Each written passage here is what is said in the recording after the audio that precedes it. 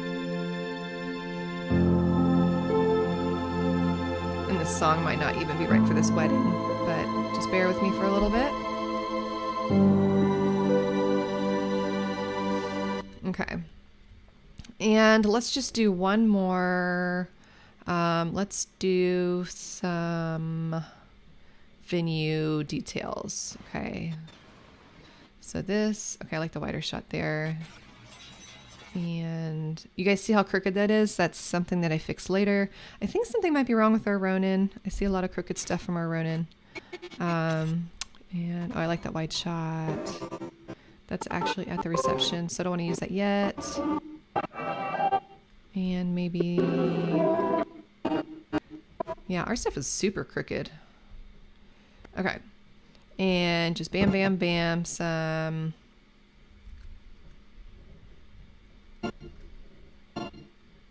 decor shots. Let me just push these all next to each other real quick. And let me just see if I find more of an exciting piece of music. Part of, okay, it picks up a little bit. Let me just get out of that slow beginning.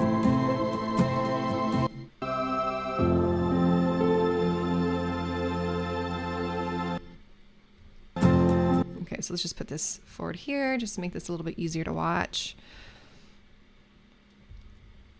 And I have a point to showing this to you guys. Okay, so we have all this.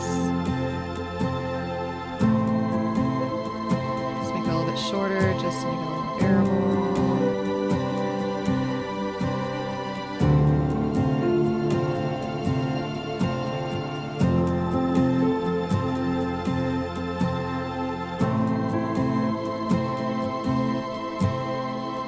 I'm just making the clip shorter, you guys. As you guys are watching. And then we got the groom.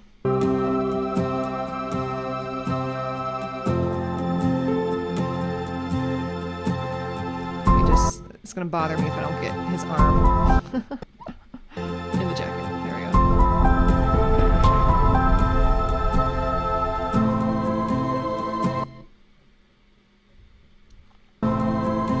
Now we're on to the decor. Actually, I'm just gonna move this around because I don't like the order. I want to show space. Again, super rough, just real quick for demonstration. Okay, so what I want to point out to you guys is from here, this whole segment here of all the bride stuff is in order. I don't show her in her dress before she gets into her dress, okay? So it's literally, this all stays in order. Everything in all of my categories will stay in order. Same with the groom. This is all in order, and the decor doesn't even really matter.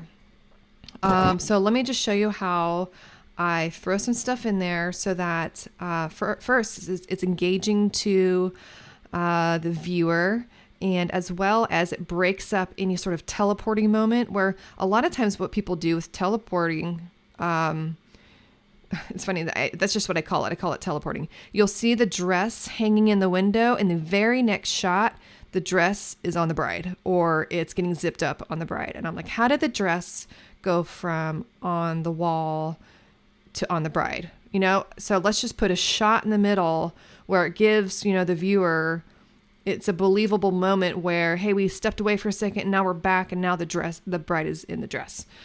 So let's just see where we can find some cuts like that, and we'll just fill it in with either decor or groom footage.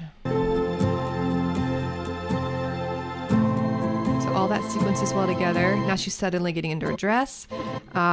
Let me just come over here, and these two sequence well perfectly together because he's messing with his tie. So let me just grab these two shots.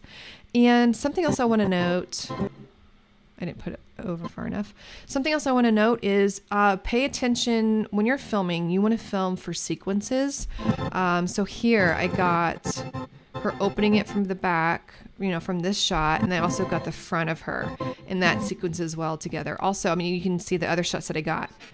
You know, she's sitting here reading it, and I just kind of, I mean, I only have the 3 shots here, but that's all I need for this little letter reading. But when you're filming, get different angles for the sequence. So a minimum of 2 different shots creates a sequence, okay? So this right here is a mini sequence. So we cut from here. Now she's getting into her dress. We cut away for a second to helps the viewer believe that she got up and got her dress to put it on. All that sequence as well, okay, that shot is blurry and shaky, so just try to ignore that. But this here works as a sequence. Actually, just for my own sanity, let's get rid of that because it's blurry. And let me just get rid of that little jerk there. So that could all sequence together, but not that, okay? So there's a jump here. So we could also come back in with, so there's no sequence here. There's only one shoe shot. And shoe shots are not even like, unless he does have cool socks, I guess. There's something, I think maybe it's, I don't know, Abraham Lincoln. I don't know what the point is. If there's cool socks, shoe shots are cool. But I'm not even crazy about this shoe shot. Let me just get rid of it.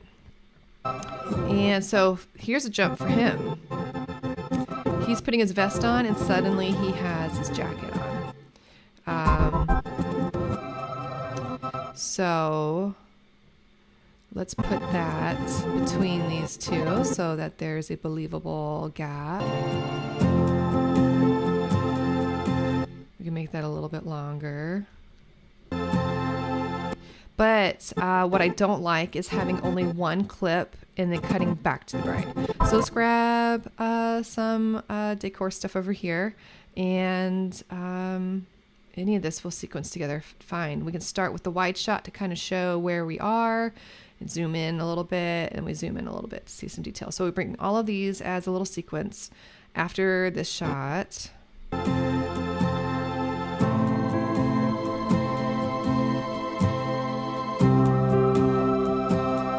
We're back to the bride. So, I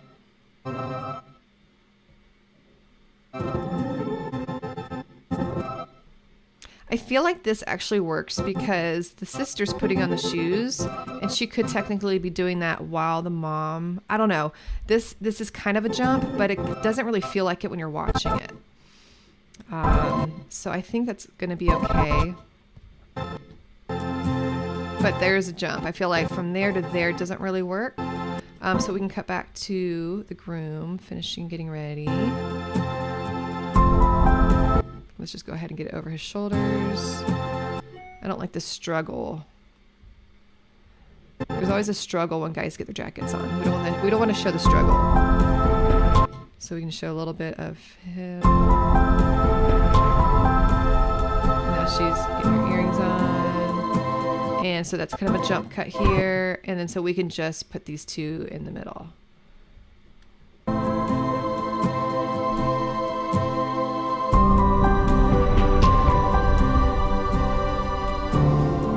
Okay, so that's essentially how I put my B-roll together. Okay, let me close my messages.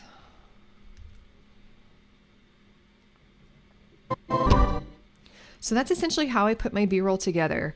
There will be elements of the story when we put out the what am I trying to say?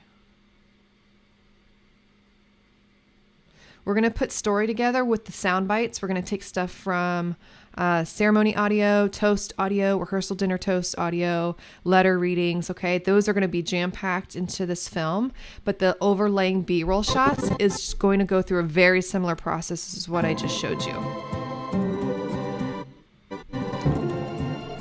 So let me change music because this is just not working for me. So I will be right back. Okay, switched out the music, you guys, for something that I like a lot better that I think will work for the final film. So, I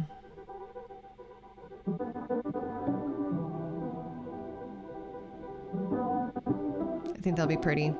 So, okay, I'm not actually keeping this. I just wanted to show you guys how simple time shifting can be and kind of where it is good to insert clips from different parts of the day, you know, so you don't have these jump cuts and you don't have like teleporting people everywhere. So So let me just get rid of this and let me just start from the very beginning of what I do for our wedding films. So the very first thing I do is I choose the music and I lay out sound bites throughout the day.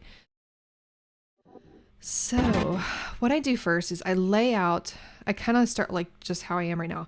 I've got all my sound bites and I have my music. So the first thing I do is I want to lay out my music in a way that flows. It creates a build and ends on a high note or high paced song for the reception. So I generally like starting kind of slow and soft and romantic, and then I ramp up a little bit, and then I might slow back down. Then I'll have a build, and then it just goes even bigger for the reception. And if you look here, all of these songs laid out is going to be like 14 minutes. We're not going to make a 14-minute long film. I'm going to just use the sections of the songs that I like. Once it's trimmed up, then I'll make it to 6 to 8 minutes. And who knows, it might only be 2 songs. It might only be 3 songs. Maybe I'll use all the songs and just use really short segments. So it's all about what I feel connected to and what I can visualize with certain parts of the songs. I think it's okay to have maybe the first part being slower before the guitar. I want to find at the beginning of the phrase. I don't know even what you would call that.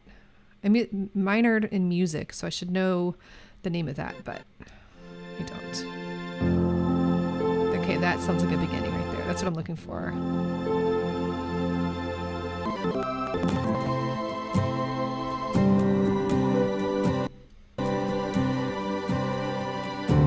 And maybe that's all I use. Because it's pretty repetitive.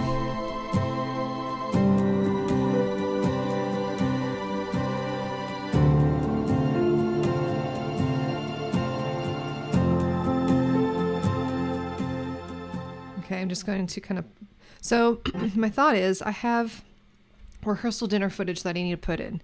And the rehearsal dinner, I don't want to show you the toast. I want to show you the actual footage of the dinner.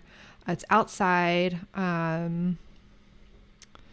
It's cute. I've got some great shots of cows, apparently. Just like it's like a picnic atmosphere. It's a little more casual. So I wanted something a little more upbeat for this segment. And so I'm going to have something sweet and serious, like one of the letter readings or just one of beginning of the ceremony. I don't even know yet. I'm going to have some sort of just meaningful soundbite here. And then we're going to go back to the rehearsal dinner. And I'll show you how I'm going to do that without it feeling like completely backwards.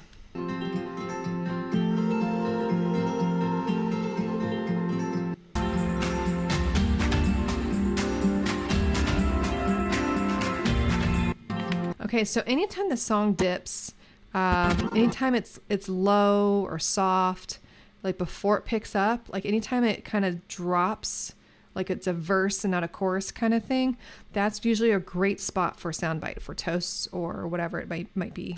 So right here, I just picture somebody talking. As soon as it goes to that hit, then I see it coming out of the soundbite and just going into just watching the footage. Sounds dry. And so we come over here, it's going to drop again. Be a great time for another soundbite. This is what I literally do, you guys. I pick the songs that I like, and then I just wait for a moment in the song that is a good spot to put a soundbite. That's another one.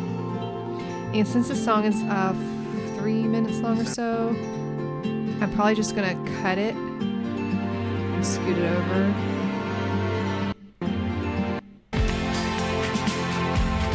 Because I like this end. I like the end. I like how that kind of builds up.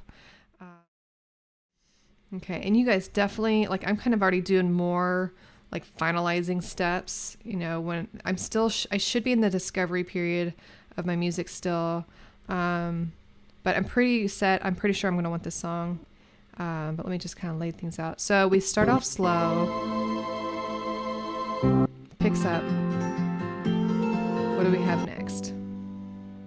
A little slow again.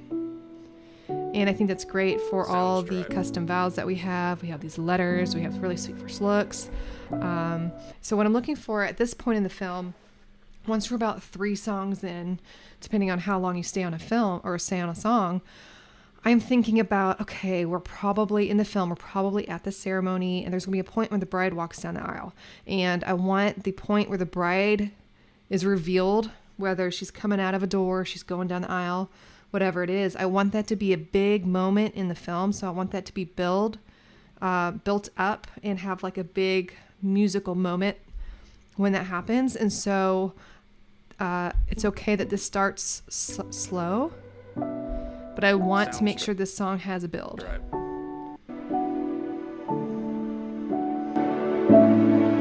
Sounds right.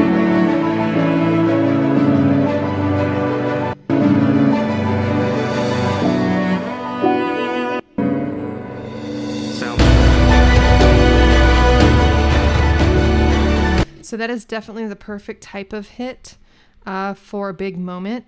Now, I don't know if this song is going to be perfect for this film because just knowing the couple, she's a country singer. They're very outdoorsy. I'm kind of thinking this should be more folky, kind of like this rehearsal dinner. It's not even too folky. I don't usually go 100% folk. This just hasn't been my style. I love it when other people do it. Maybe I just don't have enough couples or clients where I feel like that's a really great fit. But I feel like this song in theory works for what I need, and I'll put it here for now. And then if I say, oh my gosh, I'm putting the footage together, I'm like, oh, this song just does not fit, and then I'll just go ahead and change it. But it's fine to have it as a placeholder because I can start building the story, I can start building the B-roll, and it's not actually that hard to change out songs later when you're closer to finalizing it. So toasts that happen at the reception don't have to be, like the sound bites don't have to happen during the film when this reception's happening, if that makes sense. It can go anywhere. It's a soundbite. It's part of the story. It's going to be part of the flow of all the dialogue, and that's going to be okay no matter where you put it. Transitions with the music and stuff will help navigate where to put it, but it really doesn't matter where you put the dialogue or the sound bites. So really just kind of follow what you feel like the story needs. A lot of times toasts will come together telling one part of the story, and then another part of the day will tell another part of the story. Put those together, make those work together. You don't have to do things sequentially when it comes to dialogue. Okay, what needs to make sense is the flow of what everybody's saying. So that's what you want to focus on with the dialogue. So right now I'm just going to think about, let me just go ahead and put the, is there a clip here? Let me just go ahead and put this whole segment here because I'm doing this even though I just said you don't have to do things together with the footage, but this music with like the little folkiness with the outside rehearsal footage, I kind of wanted all this together because of the look. It's all outdoors, they're all casual. It is a little confusing when you're using rehearsal dinner footage mixed in with wedding day footage because people are wearing jeans, the bride's not wearing her dress, and so it can be a little confusing. So I do like keeping rehearsal dinner stuff together. Other than that, if it's on the wedding day, I feel like it's fair game. It can kind of go anywhere.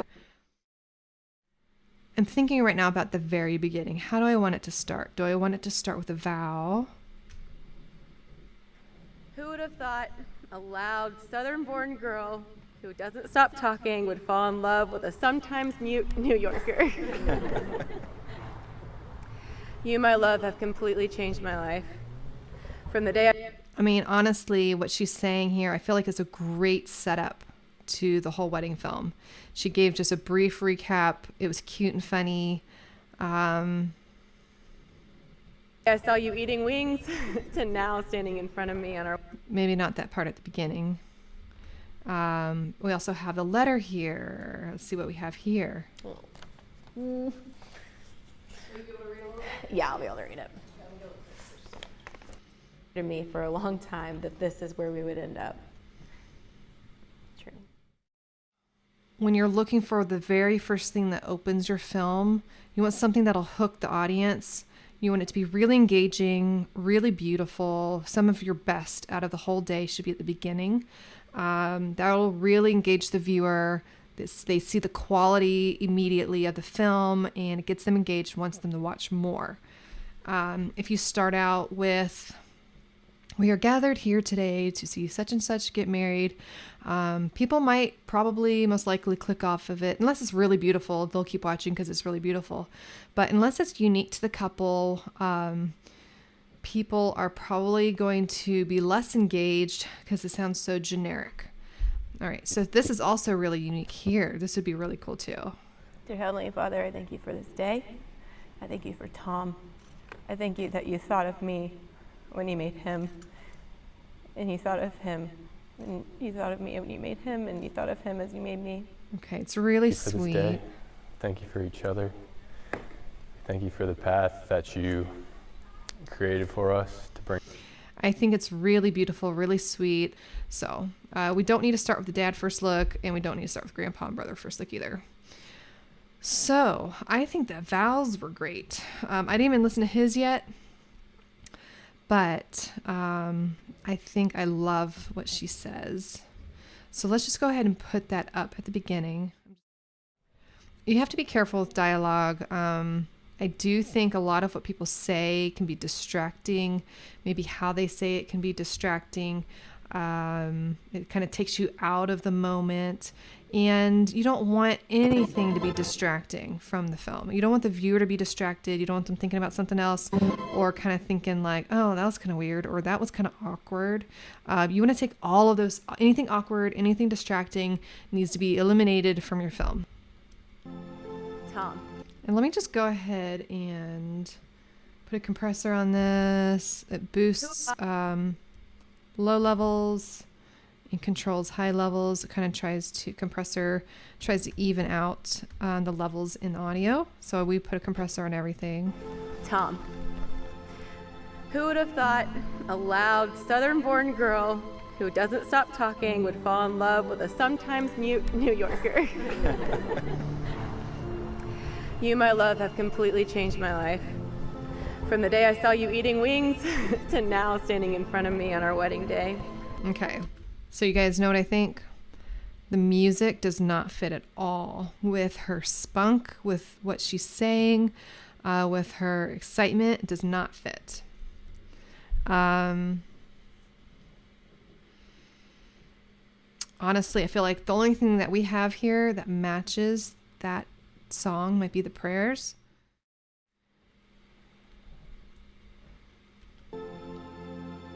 Dear Heavenly Father, I thank you for this day. I thank you for Tom. I thank you that you thought of me when you made him. Of him, and you thought of me when you made him, and you thought of him. Okay, already that fits so much better. Just kind of like the mood totally fits. As you made me, and I thank you for creating the perfect man in your image in every aspect, from head to toe to heart to soul. And I thank you for allowing him to love me and giving him to love me and allowing his heart to love me for who I am. Oh my gosh, you guys, I'm like 30 seconds in the film and I'm already crying. Okay, so that's a hook. That's a hook.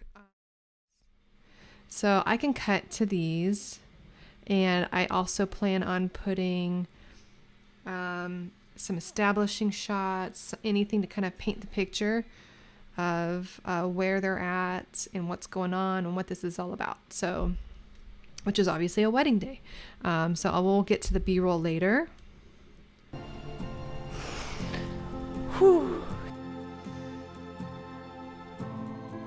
So I'm just trying to feel what I see next happening.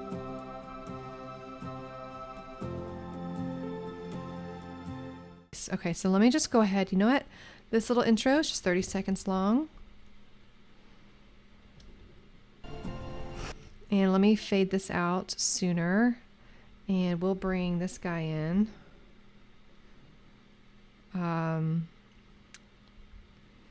Let's see.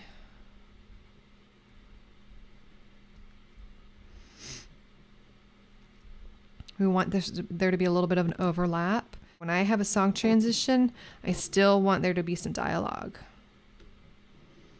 Thank you. Your only precious name. Amen. Let me just start that a little bit later. Amen. See, that's cute. Okay, so what she does is cute, and we go into some cute music. Okay.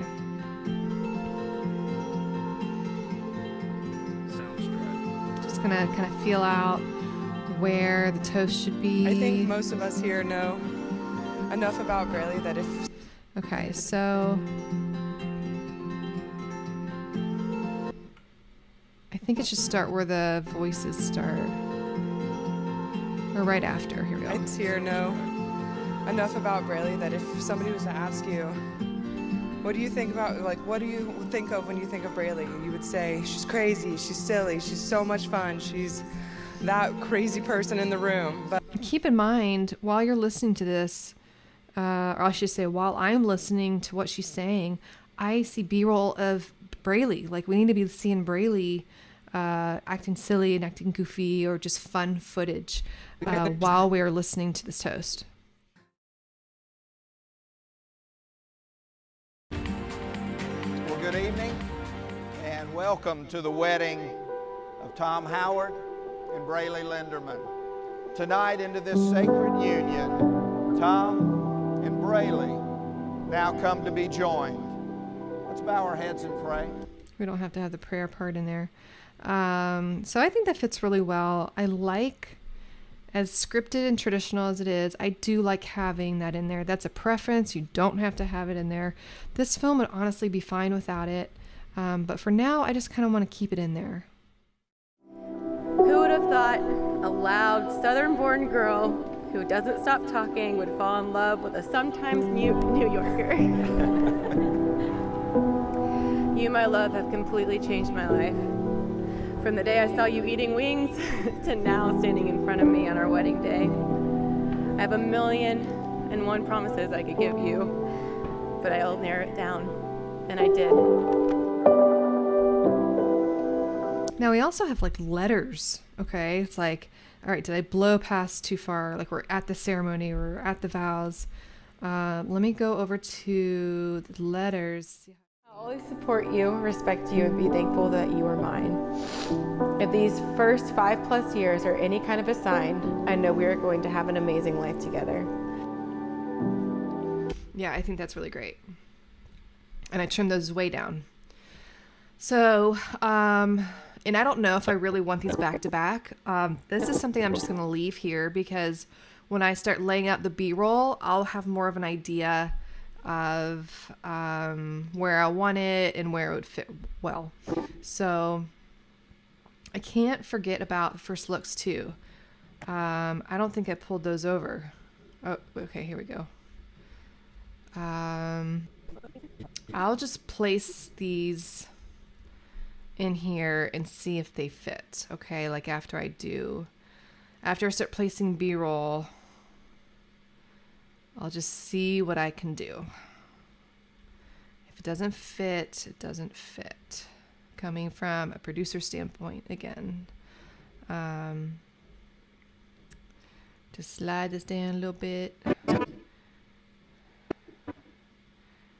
And I mean, this is at the 8-minute mark, so I'm trying to keep my film here in shorter. So we've got this really nice emotional start of that moment. We've got rehearsal toast. We come into the ceremony, a little snippet of the vow. We come back to the letters because we're going to be seeing them getting ready during all this. Then she's ready. Then we see first look, and then we see another first look, and then vows. I think that would make the most sense. Gives the bride to be married. Her mother-in-law. I think I grabbed the wrong audio source for this. I'm going to have to change audio sources. Normally I put this... Oh yeah, I said after the father-daughter. We'll see how that fits in with the B-roll. I don't know. I like putting stuff like this together. Kind of creates a little daddy moment in the film. Make a little space there.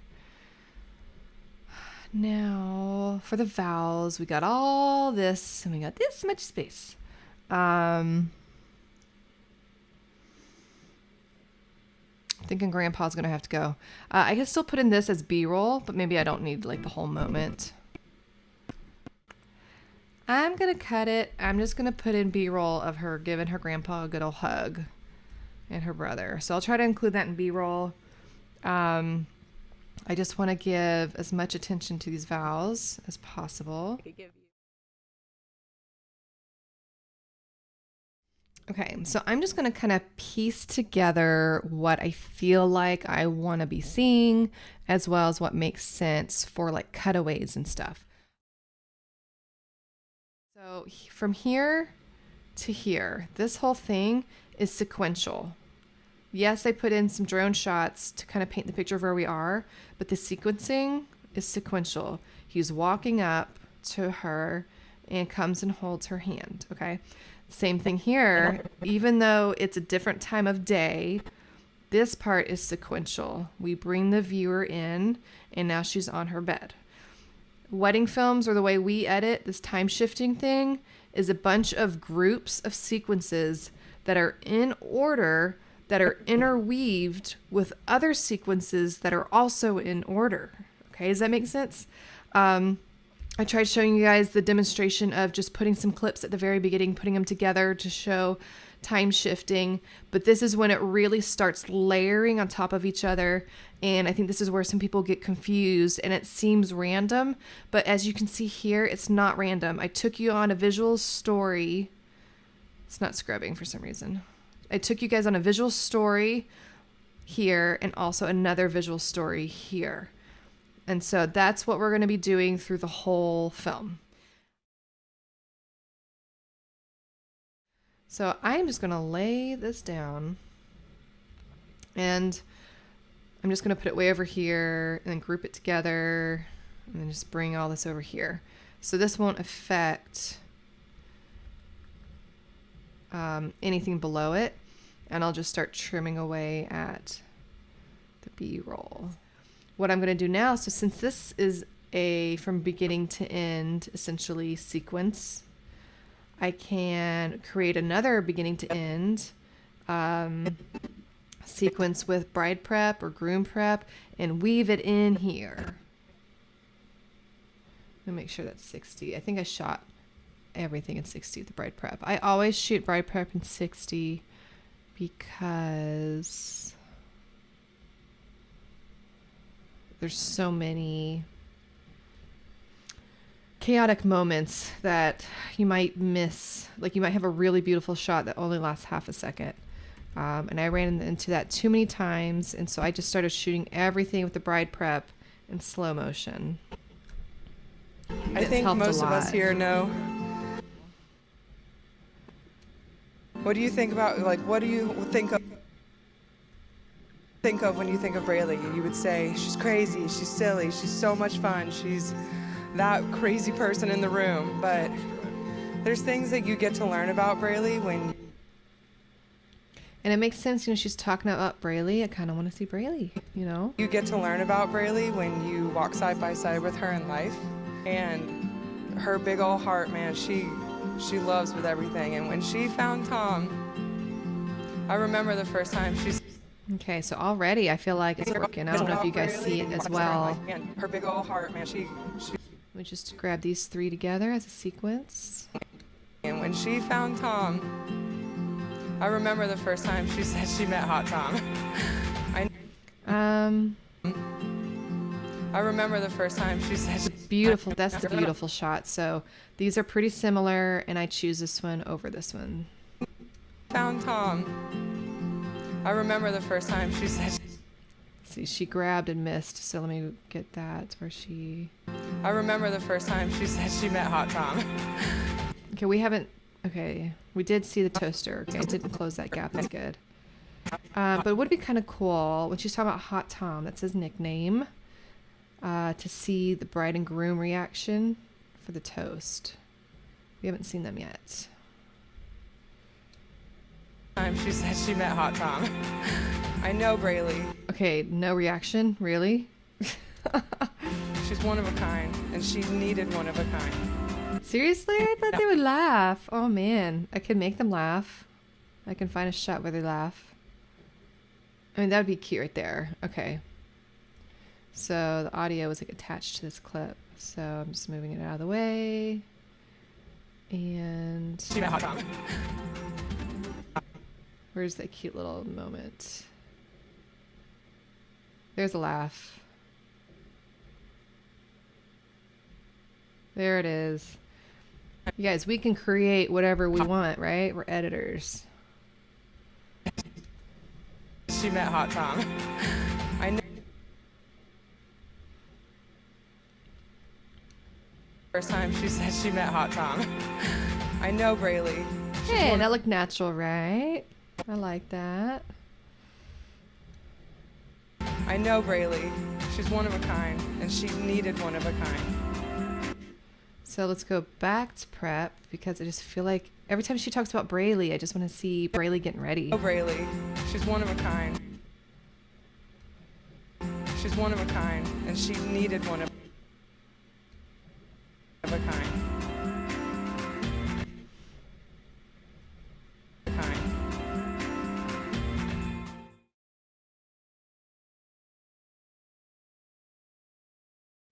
We transition at the end of the toast. Career path that she is going to excel at. A safe haven to come home to, especially with the career path that she is going to excel at.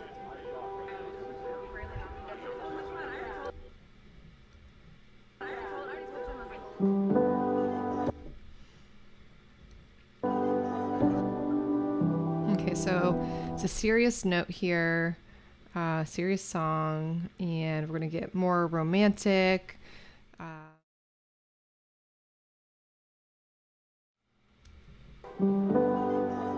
Tom, hi babe. Actually, I'm really writing this on our wedding day. I'm sitting in my white robe, socks, and on the floor. Today, I love that visual. I wish I had her in that. I wish I had that. really writing this on our wedding day. I'm sitting in my white robe, socks, and on the floor. The reason I can't keep it in is because I can't show it. Like, it's so visual. Like, I can't show these shots, you know? I don't know. Writing this on our wedding day. Today is the best day of our lives. Since I met you, you have kept my world spinning. You walk in the room and everything feels better. I think it's crazy that when God made me, he knew he was creating you.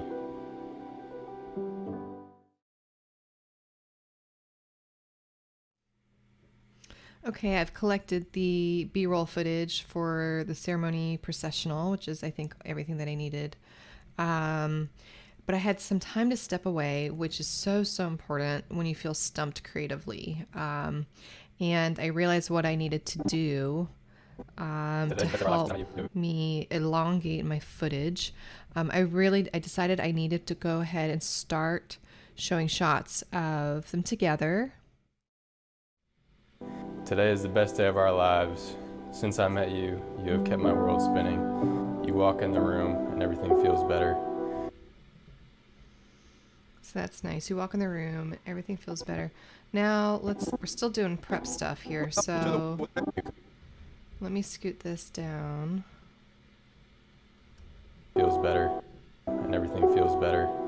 I think it's crazy that when God made me, he knew he was creating you.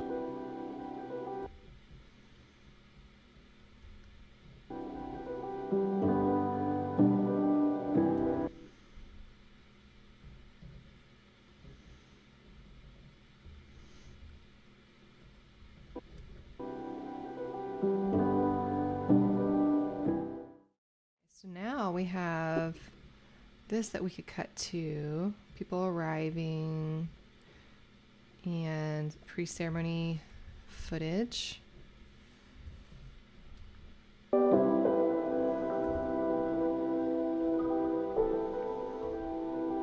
Braylee, today is our big day. It's hard to believe that it's finally here, and it's been clear to me for a long time that this is where we would end up. You are Karen. Let's see. That you are mine. If these first 5+ years are any that you are mine. If these first 5+ years are any kind of a sign, I know we're going to have an amazing life together.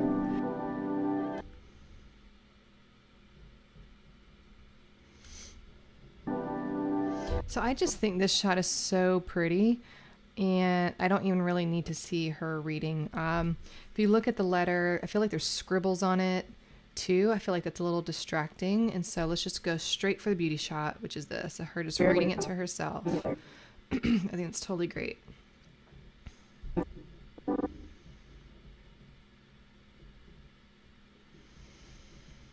And so now we can do the first look with the girls. Life together.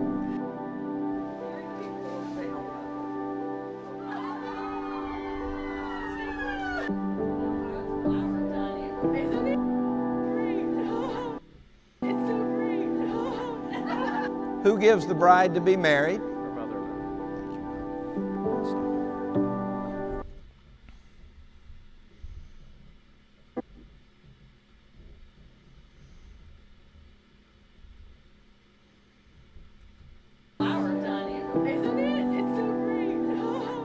Who gives the bride? So I think it helps to hear the audio before you see it. And so I'm letting this fade out. Who gives the bride to be married? I feel like it could go even longer. Who gives the bride to be married? Of course, then we miss, let's see. Who gives the bride to be married?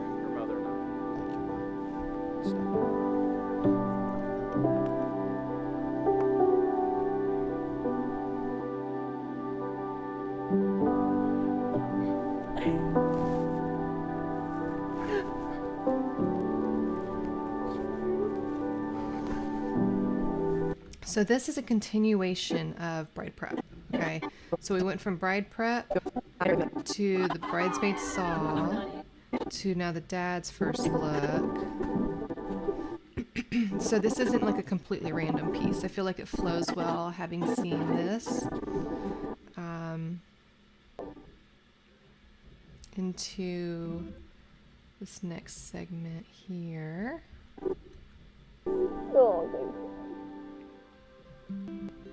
Tom.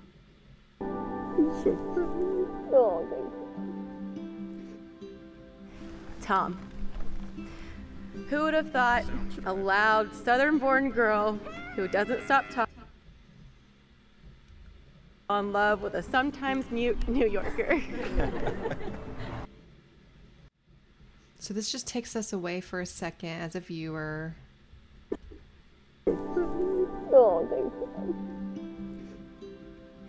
Tom. Who would have thought a loud, southern-born girl who doesn't stop talking would fall in love with a sometimes mute New Yorker? You, my love. So here we can start with the girls' Yorker. pictures. Okay, I'm gonna switch these two because she's being loud here. A loud, southern-born girl who doesn't stop talking would fall in love with a sometimes mute New Yorker. You, my love, have completely changed my life. From the day I saw you eating wings to now standing in front of me on our wedding day. Okay, so we could actually put possibly a portrait next to them. Okay, so this would be a good place for portraits.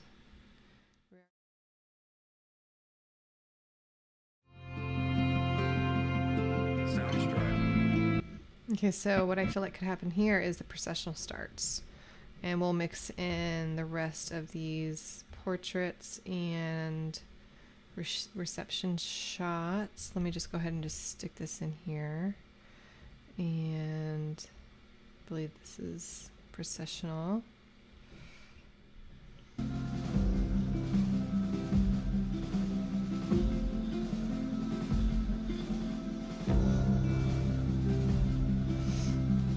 Okay, so I didn't put any of the portraits in there. I still wonder if I could to give like this really cool like montage-y beauty moment. So that's fine. Now I gotta go find a reception song. But I could go ahead and put the pronouncement right here. Okay, Tom, now you may kiss your bride.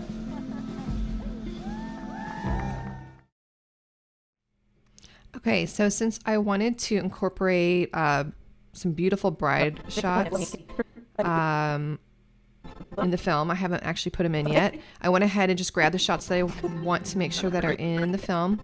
And I feel like the beginning, as powerful as it is with the prayer, I feel like visually there's not enough pretty. And so I think this would be a great time to just kind of sprinkle in some beautiful bride shots. So I just kind of want to see how this works. So the problem with this shot is the acne on her chin or her jawline. I don't think I can hide that. I thank you that you thought. And so let's just try to start maybe right here. So this really just is its own little dream sequence, you know? It's like that we cut back to over and over. Let me just watch this again. Father, I thank you for this day. I thank you for Tom. I thank you that you thought of me when you made him. And I thank you for creating. I kind of wonder if I can still show. I thank you. This portrait. So we got a couple different things going on here, but I'm trying to keep them. I thank you that you thought of me when you made him. And I thank you for creating the perfect man in your image in every aspect, from head to toe to heart to soul. And I thank you for allowing him to love me who I am unconditionally. One day I'll be able to ask you why I deserved him so much. I love you, and I love Tom, and I love this day. And thank you, your only precious name. Amen. All right, did I just put all my magic portraits all at the front? Does that work? I don't know if it works. I mean, in theory, it should work.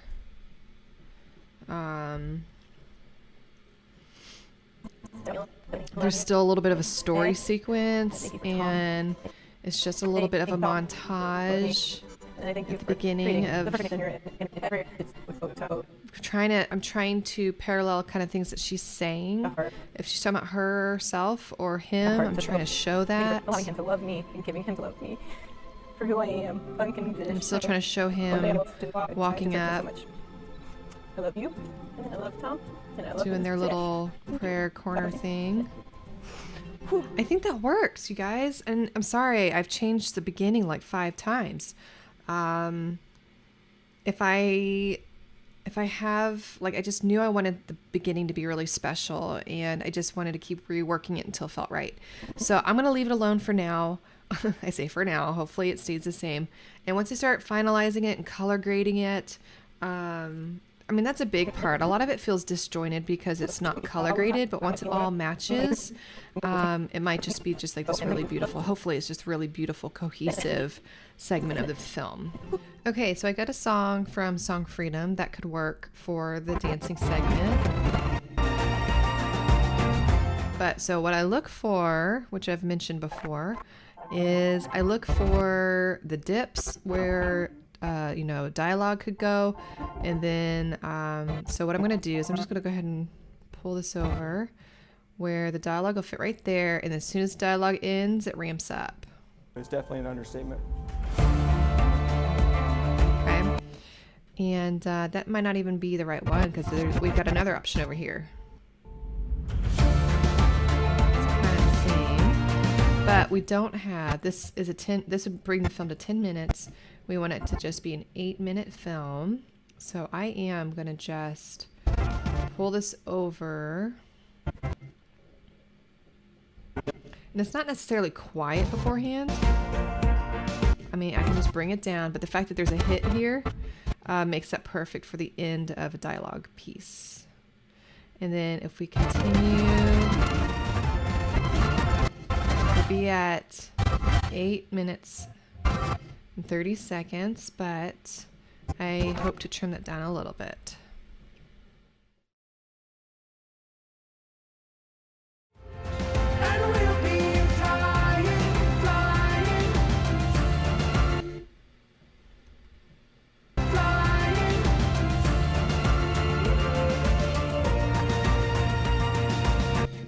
All right, so I don't know if we have time for the cookie shot, and something else I'll do probably is put in some dancing footage in the middle of this, like weave it into this segment too, like reception dancing. I'll probably make their film a little longer instead of cutting it too short. But let's just get to filling this up with the strongest reception shots that we have.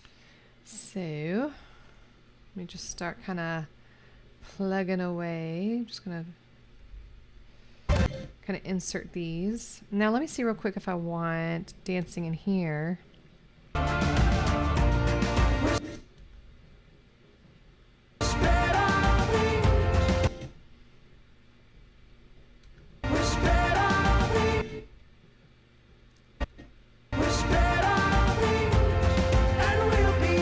So let's have 2 shots, so it's just not too quick.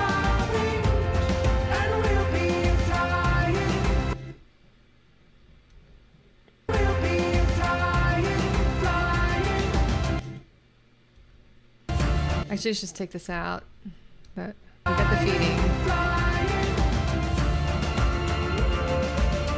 And let's go back to some more dancing, maybe.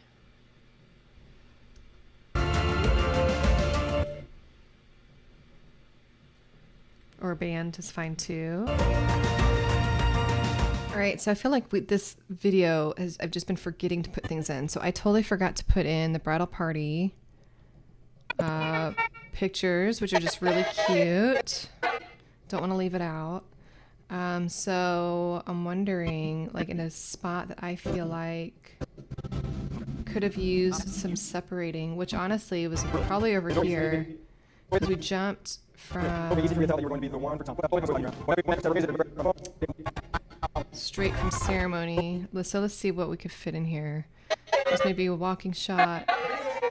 Maybe just those 3 shots.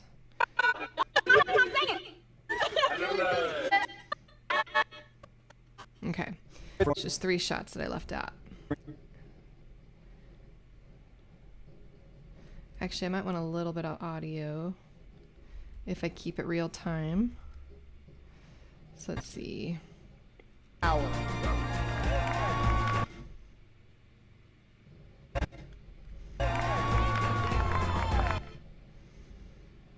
Like it's okay to, I'm kind of staggering, you know, this clip from that clip. So it's kind of giving us like a little bit of a cutaway. And she looks behind her anyways in this clip. I didn't really like that, so we can actually cut away from that.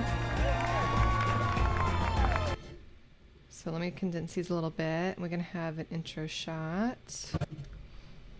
Really, it has always been very easy for me to tell that you were going to be the one for Tom. What really sold me was the way Tom has always spoken about you when you're not around. Whenever we went our separate ways after grad school, we would... So let's actually have both of these here.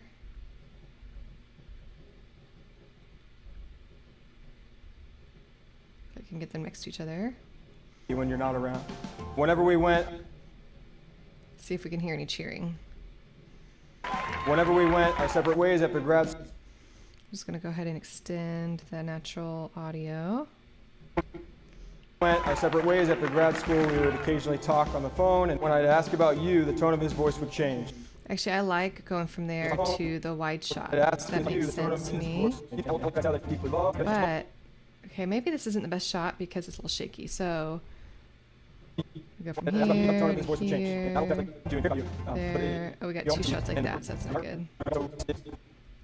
Okay, let's see. I want to keep, maybe we don't need 2 wide or 2 Ronin shots. And when I'd ask about you, the tone of his voice would change. And not only could I tell that he deeply loved you. Okay, so the photographer starts coming in here. So we could actually scoot this over to cover the photographer. Change. And not only could I tell that he deeply loved you and cared about you, but he also was extremely proud So about you. But he also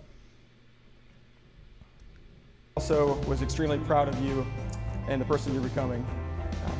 From the very first moment that you and the person you're becoming. From the very first moment that you came into the picture to this very day, to say that Tom is smitten over you is definitely an understatement.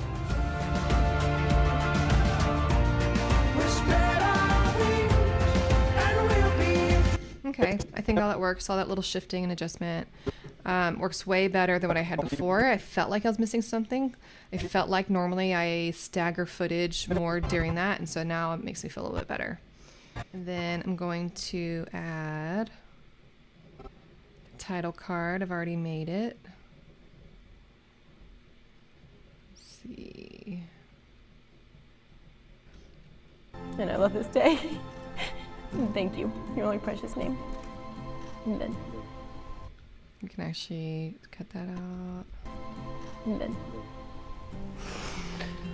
Whew. Okay, that's really cute. All right. On to finalizing. You didn't do any of the culling, but I was just wondering if you could say a little something about how you do that, because I would imagine between the two of you, you've got probably 15 or 20 hours of footage. Are you just flying through it and just kind of marking and hitting out just as fast as possible? Yeah, I don't even watch it in real time. I'm able to just scrub through it, in, out, F, in, out, F, for in, out, favorite. Yeah.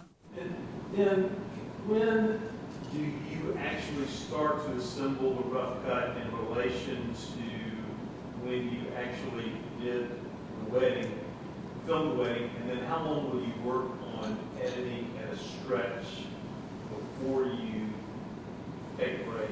And then how long, what's the maximum amount of time that you will allow between taking a break and returning to? Okay, sorry, what was the first question? I'm trying to make it fast. Yeah, no, it's okay. When do you start to assemble the rough cut in relationship to filming the wedding?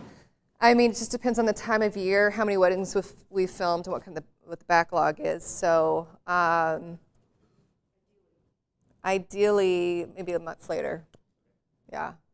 And when you sit down to do your editing, how long will you sit down before you take a bit of a break? Like when you sit down and go for 8 hours straight, when you just forward? I'm pretty much a sit down and I'm like zoned and focused and I can just go. Now things have changed so now that we have a son and I have to have breaks and go get him and life happens and I have to come back to it later. But for me, I can kind of just sit down and like zone out the world. When you do need to take a break, how long do you allow? What's the maximum amount of time before you'll come back? Like, will you take a break for as much as a week or two, or is it just going to be within the next day? For me, it's just probably the next day. If I'm just like stuck, I just stop. I just stop trying to force something, and just throughout like dinner or in the evening or whatever the next morning, maybe a day or two. Like I'll suddenly start remembering things that I'm like, okay, I need to actually, I'll just start getting ideas of what I need to do instead. Last question, if you might say this, whatever. When you decide you're done, it's time to shoot. Just like you've done all you can do and you guys got to stop. I don't stop until I feel like it's finished. Like I don't deliver it until I'm super, like 100%, or I should say 98% happy with it. And so it really helps me when I completely finish it, color grade it and everything, do the audio. I bring John in, we both watch it together, and it's weird how when you sit there and watch your film with somebody else watching it with you, you see a bunch of problems. So stuff he doesn't even see, just him there watching it, I'm like taking notes. It's weird, and I can't do that without someone watching with me. So then I go through and change all those notes, which are mostly minor, but stuff that it just helps me polish it, and then it's complete. saw that when you were bringing like so you had stacked layers of the reaction, and is there a way to expand like a multicam? Because like when I had the multicam, I was pulling multi-angles and I cut back and forth. Yeah. I was wondering how. So I don't like multicam because for situations that you saw when I need to go look for another shot, I feel like it's more time consuming going and editing a multicam clip and bring it back in. I mean, I'll synchronize all my doc edits in Final Cut, but I don't do multicam clips. I just literally have all the stacks and I just slide stuff over because I want to see all the pieces. If in a multicam clip, I feel like there might be a black gap that I don't see because it looks continuous, but I don't realize there's a black gap, or I don't realize there's an audio gap. I like seeing all my audio tracks, making sure they're coming in and out with the efficient and the groom. I like just seeing all the layers. Do you have any other questions? You synchronize all the cameras and all the audio recordings within Final Cut? Mm-hmm. Well, All the ones at the doc edit portions, not like there are any other portions, right? Yeah, doc edits. Like I synchronize all my ceremony stuff, all my toast stuff. Final Cut X has come a long way. You used to only be able to do like one track, I feel like, and I used to keep using pluralize, but they updated it where you can do multiple audio tracks and you see all the layers. No, now for the ceremony, yeah, for the hand holding, that prayer thing, I mic'd her. For her, the letter reading. And the letter reading, I mic'd her. So all those files, did you sync just individual files? Yeah, that was just like, because I mean, that was only one camera anyway, so, well, the letter reading was, so I just synced her lav with the letter reading. But I didn't even use her footage from the letter reading because I put in B-roll on top of it of her. So I was just looking at in the Friends first look, you used the audio as well, so I was just wondering if you synchronized just that with that one audio file, or did you use Confused. audio? For audio, sorry, where? The Brian's first look with the Friends. Oh, that was just camera B-roll audio. Yeah, I feel like the camera audio is fine sometimes, and because it's really just a bunch of girls screaming and getting excited. Usually there's not like crucial sentimental stuff. It's just kind of excitement. Do you guys prefer like put like on-camera mics, or is it just built in? We have Rode Pro mics. Okay, is that what they're called? Rode Pro? Video Mic Pros. Video Mic Pro, sorry. You use all the soundtrack watermark music. Sorry, what? You use all the soundtrack watermark music building your films all watermark. Mm-hmm. So then you like cut everything up then. Mm-hmm. So when you bring the new like songs on and just replace those where your cuts were. So there's an easy way of doing it, and I always do it the hard way. But you can just create a timeline just for a song, and then bring that timeline down into your edit. So when you cut it up and piece that little timeline together, you can go back to the original timeline, replace the whole piece, and it'll update the cut up little timeline. That's the way you're supposed to do it. When I do it, and I nested timeline. A nested, yeah. And then when I do it, I literally just, it's sloppy. I put my cursor at the end of wherever I cut it. I just extend it, then I replace it, and I pull it back. So that's why I didn't teach a technical.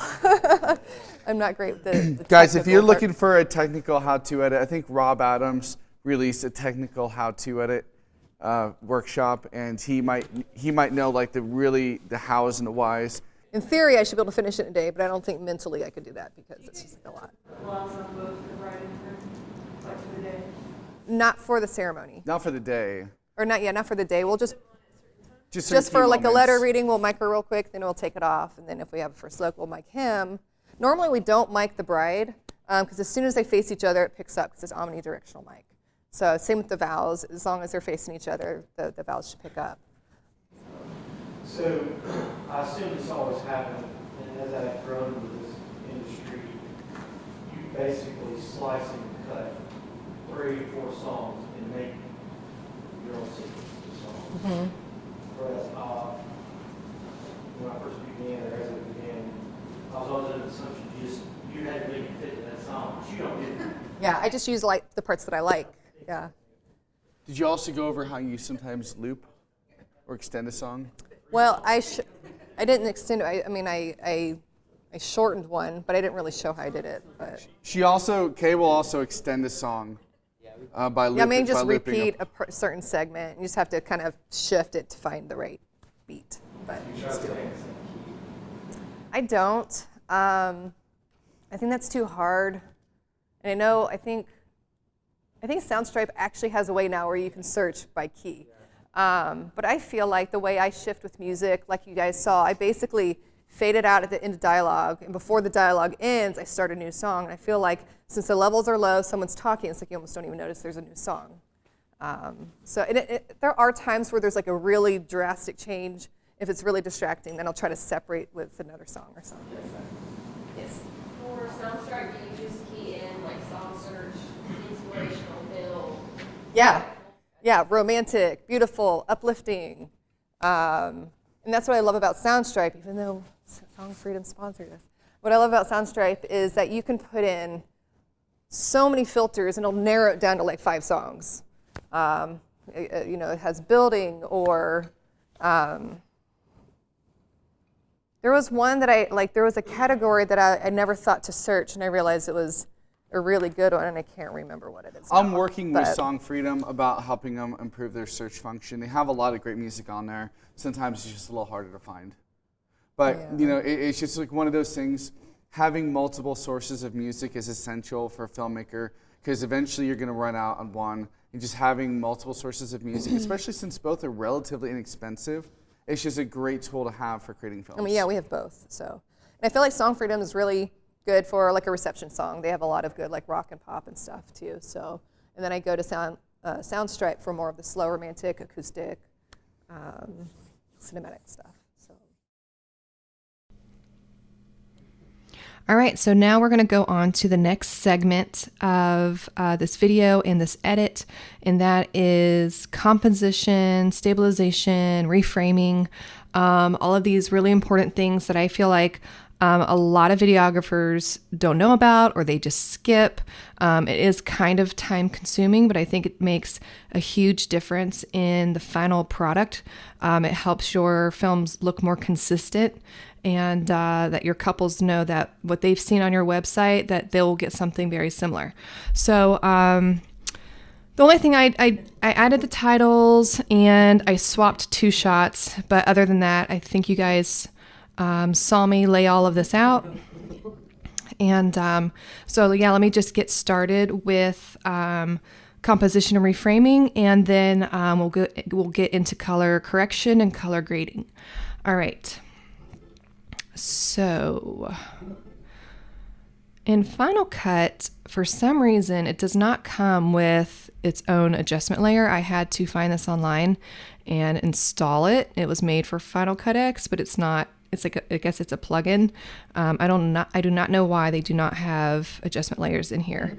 I think it is. I think actually adjustment layers are Adobe Premiere thing.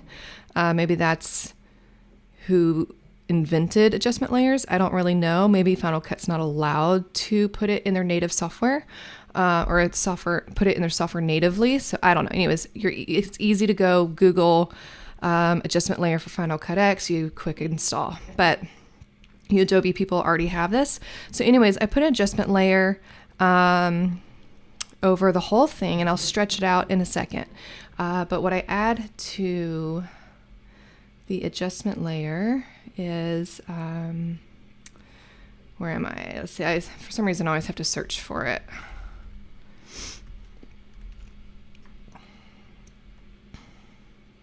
So Letterbox. I also installed a third-party Letterbox, but I realized the Final Cut Letterbox was the same. So, and so what we do is we do the, I don't even know what you call it. I don't even know what you call this, you guys. 2.35 to 1 ratio. Okay, so this is ultra wide. This is more like cinema, like theater style ratio. And the only reason we do this, I do think it gives an element of something a little bit more cinema-like in the movie theater, real wide.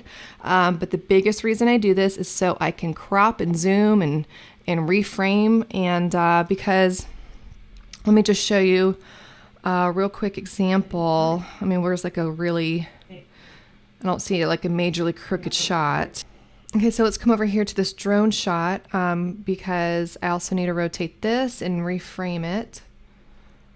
So that's another reason I use the letterbox, the wider letterbox, is I can reframe, like I can kind of reposition where I want the focal point to be. There's a lot of times I can actually take something out that's distracting in the shot just by reframing it like this. I'm trying to decide if I want the horizon in here. The house is a little low if we keep the horizon in. So let me rotate. I just kind of want to focus maybe just on the trees are in the background. So I feel like the house actually might only need a 0.5 rotation, real small. If I wanted to, I could just change this to 100.5%. I'm just going to leave it at 101. But I wanted to show you guys with this one particularly is that I'm going to distort this image. I don't really like, it's coming in at an angle. And I feel like I just kind of want to either squish it or stretch it out a little bit to try to make it look less like it's coming at an angle and more like it's coming straight on. So let's play around with the distort panel here. Doing that, just rotating the whole right side of the screen is kind of like bringing, let's see, it's like bringing the right side of the house to me, like towards the camera. And actually it looks like it corrects that angle a little bit. So I like that way. That looks a lot better. And let me see, I feel like I'm going to frame down a little bit more. I'm okay seeing a little bit of that haze of the horizon.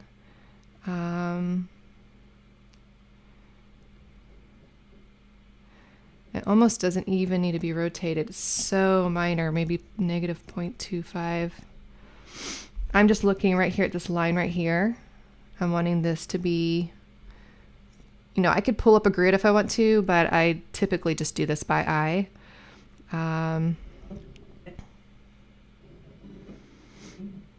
And I am going to go ahead and get the horizon more out of this shot. Just a smidge. So I think that works. So,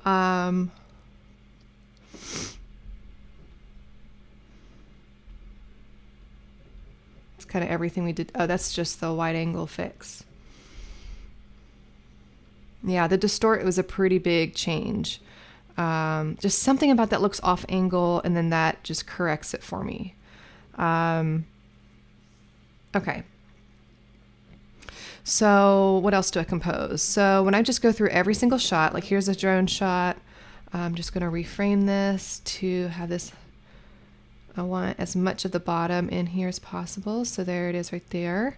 This shot here, I'm just going to, let's see, you know, something else you look for is what's in focus, and you can really draw the attention to what's in focus. So I like how that's framed. If I had gone further this way, it really crops Tom out. And I guess that could work, but I liked seeing more of his neck, I guess. So I just feel like that right there really centers. This is like the focal point right here, and it really centers the focal point. The framing of this I think is okay. I mean, I guess I could bring her down just a little bit more. Let me just play here. That's actually not bad either. You can also play with negative space if you like negative space. You can have more headroom and stuff like that. So I am going to get rid of more of her feet and have more of this green. Actually, I think I like it just right there. So a lot of this is preference. A lot of this is correction. So I think I'm good with that. I like seeing his full body, and he still has an appropriate amount of headroom here, so I'll just leave that. Now for this one, I don't want to see as much road, I don't think. Let me bring his feet down a little bit. So it just comes down a little bit. And then here, we want to focus more on Braylee's face because it's a focal point. And this, did we already bring it up? All we did was rotate it and straighten it. Somehow that got undone. Okay, so that needed to be zoomed in a little bit because we rotated it. And I'm just going to bring it up just a smidge, just because she's kind of low. And I think it's okay if we just kind of graze the top of his head. It's kind of what you have to do. Like, you kind of have to play with, you might have to break some rules a little bit if, you know, you have a real tall groom and a short bride or something like that. You might have to graze the top of his head occasionally, but hopefully when you filmed them, you left enough space, like you were far back enough where it's not too awkward. And this, I think, is fine. I think I like it. Right? I still like, so that for me, the focal point is her eyes. So it's okay if I cut off her chin. And I'm just gonna bring this up a little bit too, a little bit, her eyes a little bit more towards the middle. And we need to stretch this out. And I'm not gonna show you guys every single clip. I am just showing you enough for you to get an idea of what I do. So I just wanted to be able to see his feet. So I went as far down as I could to see his feet. And so the focal point here, we have two options. It could be her hand. Sorry, you guys, I have a little bit of a cold today, which I think I really like. I think I like the focal point being her hand. It could also be up here. I don't know, both are really good. And this comes down to personal preference. I think I like, it's like a little more abstract, not being able to see her face, especially since we jumped to a big close-up shot of her here. And I definitely want her eyes to be the focal point here. I feel like her mouth being in the shot is a little distracting. I don't know. I just want the viewer to connect with her eyes. So I'm just going to bring her eyes a little bit more down into the, as far down as I can go. And it kind of centers up right there. So that's perfect. And that looks pretty straight. I don't think I need to change that angle. I'm just going to bring it up a little. Let's see what's less weird. Sometimes I just have to take a look. Actually, I think I like it with more bottom space, because if I have more top space, their heads are just still cut off. It almost, I mean, I guess honestly, I feel like either one would work. I'm just going to go ahead and frame towards the bottom. Just I think it's just a preference thing. I don't think there's anything right or wrong about either. I don't need to do anything to the title. And this one's crooked again. So I'm going to come back here, rotate. Oops, I always go the wrong way. And scaled 1:1, and give him a little bit more headroom again. And we're good. So what I also do during this phase is I can kind of tell when I'm just scrubbing through what I need to stabilize. And so I'll go ahead and start stabilizing stuff. I just use the stabilization tool right here in Final Cut. I don't think these might need it, that I can add later, but I definitely know all of this stuff is handheld. It all is going to need to be stabilized. I can just see it scrubbing through here being a little rough. So I'm just going to go click. Now, if anybody knows how to run stabilization in Final Cut X and it not go to automatic, because I go back and change it to a more custom smooth cam. If anybody knows how to change that, let me know. So I just reframed the pastor to give him more headroom. I'm just going to bring their hands up a little bit. Just want it to be more in the middle. I think I want to see the lights a little bit more towards the bottom.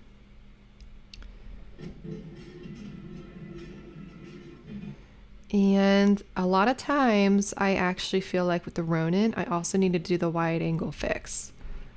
Let's see, I feel like I went the wrong direction though.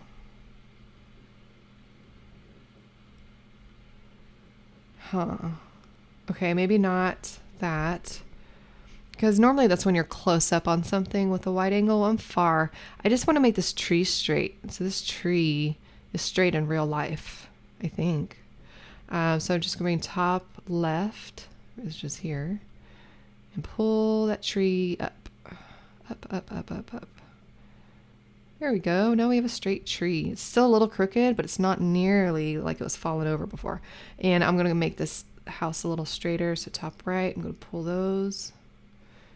And actually, I think the bottom left, bottom right is what needs help here to get this house straight. I don't want to start cutting out the image because then I have to zoom in. So I want to try to do as much as I can. So that means I need to keep working on the top right to try to straighten that. So that's better. And back to top left. This is really stretching this image. So that, you know, it's like tapering towards the top. It's a beautiful shot, but I just really wanted that corrected. And then I'm gonna see a little bit more feet. Let's see, I mean, the tree is so pretty. Maybe I should go up this way. Something else I want to point out is when you're recomposing stuff, as you just saw, like I moved the shot first and then I rotated it. Hang on, let's go back. So I moved this down, rotated it, again the wrong way. And then when I did my normal, well, I guess this is a possibility. If you go too far up, it's fine before you rotate it. But when you rotate it, suddenly you have more of a gap. So you just got to keep an eye on that too. So this is not perfect. There are little areas that you could miss mistakes. So just try to really keep an eye out for those. You don't want to deliver your films, or even worse, post it gets 1 million plays, and then you realize there's like black gaps, you know, in the corners of your video or footage showing through or something.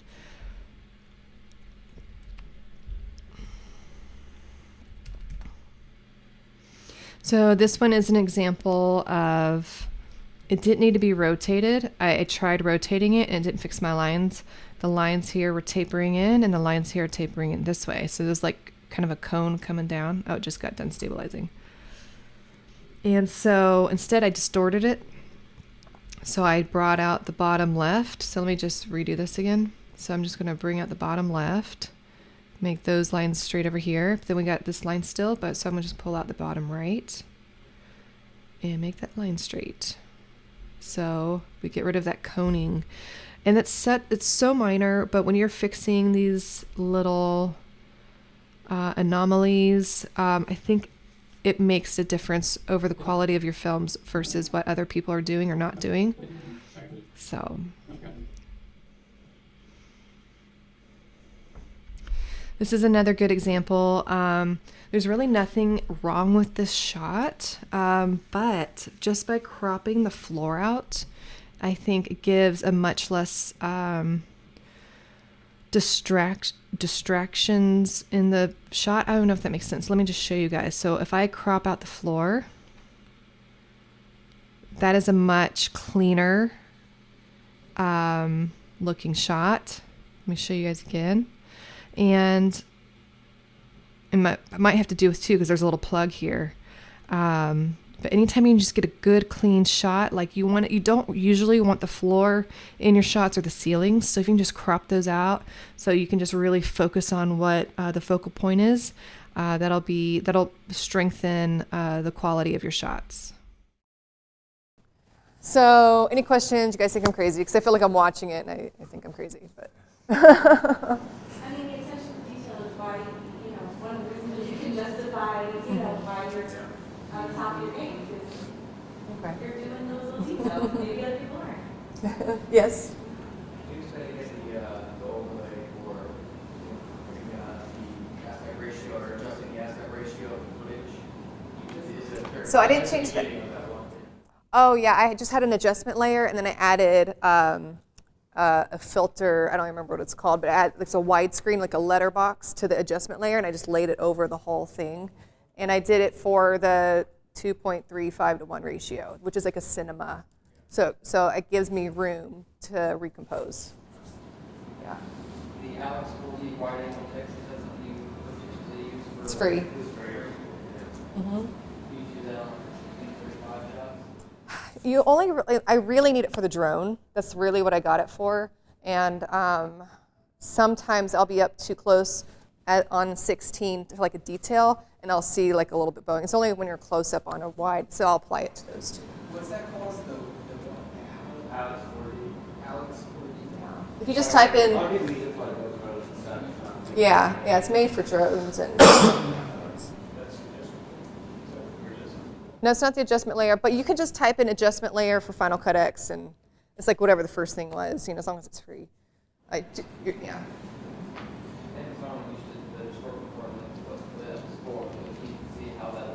Yeah. And I only started doing that because I did photography, because I would do that to my photos when I had crooked lines. Yeah. And you said you used the stabilization, but you used some custom kind of setting. Because I know the stabilization on box paper is a lot of warping sometimes. How do you use it? It warps the image. Sometimes. Now, if I see like a wobble, is that what you're talking about? Or does that? Okay, so like I'll make sure, like I'll try to reduce, I'll play with the settings to get rid of any wobble. If I can't get rid of wobble, then I just kind of have to live with it being shaky. I actually also purchased a third-party plugin. It's another stabilizer, which again is kind of a hit or miss. It's like it might be better in some cases than the Final. Now, so the next thing I was going to do, I actually have a different wedding, just raw footage, loaded up onto John's computer, and I was going to show you guys how I color grade. Are you guys interested in watching that? Is that boring? Is that something I should record later and send it to you, or you need me to do it? And we have to, in order for the replay to work, we're going to try to record, like screen record while I'm doing it live. So if it starts chugging too bad, I might have to just record it later and send it to you guys.